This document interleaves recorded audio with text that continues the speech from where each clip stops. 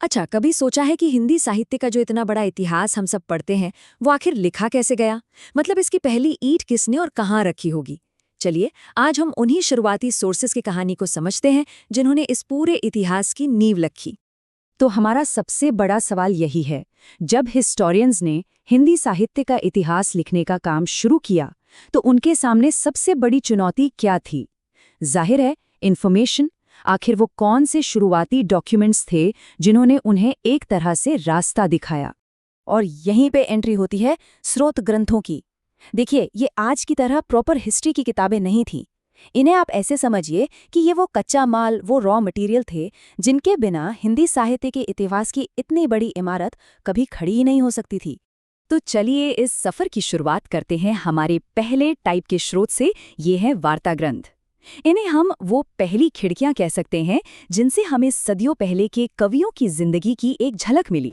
जरा सोचिए, उस दौर में जब ज्यादातर लिटरेचर, ज्यादातर साहित्य पद्य यानी कविता में लिखा जाता था, ये ग्रंथ गद्य यानी प्रोज में लिखे गए थे।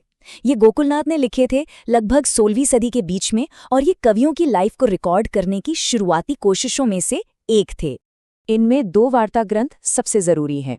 जैसा नाम से ही पता चल रहा है, 84 वैष्णवन की वार्ता में गुरु वल्लभाचार्य के 84 शिष्यों की कहानियां हैं, और 252 वैष्णवन की वार्ता में उनके बेटे विट्ठलनाथ के 252 शिष्यों की। और दोनों की भाषा एक ही थी, ब्रज भाषा। तो सवाल ये है कि इन ग्रंथों की आज क्या इंपॉर्टेंस है? बहुत बड़ी। हिंदी साहित्य के जो बहुत ही फेमस अष्टछाप कवि हैं, उनके बारे में आज हमारे पास जो भी शुरुआती और पक्की जानकारी है, वो सब इन्हीं ग्रंथों की वजह से है। अच्छा, वार्ता ग्रंथों के बाद कहानी और आगे बढ़ी।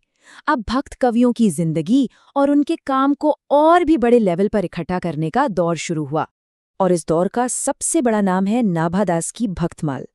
जैसा कि हम यहाँ देख सकते हैं, विक्रम संवत 1642 के आसपास लिखी गई इस एक किताब में 200 भक्त कवियों के बारे में 316 छप्पे छंदों में बताया गया था।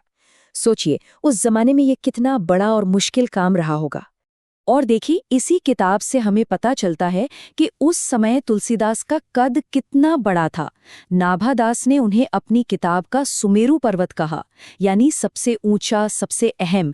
एक शब्द से ही नाभादास ने लिटरेचर में तुलसीदास की जगह तय कर दी। और ये सिलसिला यहीं नहीं रुका। भक्तमाल के बाद भी कवियों और उनकी रचनाओं को सहेजने का काम चलता रहा। जैसा हम देख सकते हैं, विक्रम संवत 1687 में मूल गुसाई चरित आया, फिर 1698 में भक्त नामावली और 1712 में कविमाला। ये एक तरह से एक पीढ़ी से दूसरी पीढ़ी तक ज्ञान को पहुंचाने की लगातार कोशिश थी। अब आते हैं हम आखिरी और शायद सबसे जरूरी दौर पर। ये वो संकलन ग्रंथ हैं जो सिर्फ कलेक्शन नहीं थे, बल्कि इन्होंने मॉडर्न हिस्ट्री राइटिंग के लिए एक सीधा साधा ब्लूप्रिंट तैयार कर दिया। इस दौर में तो जैसे कलेक्शन के काम में एक लहर सी आ गई। सतकवि गिराविलास, कवि नामावली और विद्वान मोद तरंगिणी जैसे ग्रंथों ने अलग अलग कवियों और उनकी रचनाओं को एक जगह लाकर इकट्ठा कर दिया। देखते ही देखते लिटरेचर की जानकारी का एक बड़ा पूल तैयार हो गया। ये नंबर 212, ये अपने आप में कहानी है। ये उन कवियों की संख्या है जिन्हें एक बहुत ही जरूरी ग्रंथ में एक साथ जगह दी गई थी।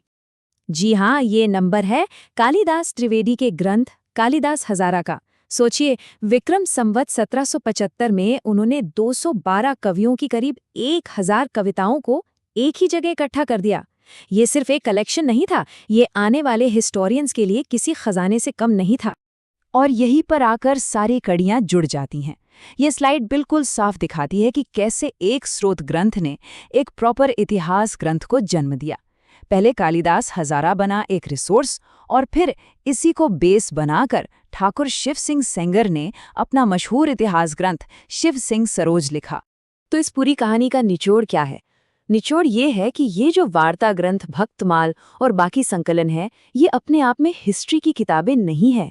ये तो वो बुनियाद हैं, वो नींव है जिसके बिना हिंदी साहित्य के इतिहास का वो महल बन ही नहीं सकता था जिसे आज हम देखते हैं।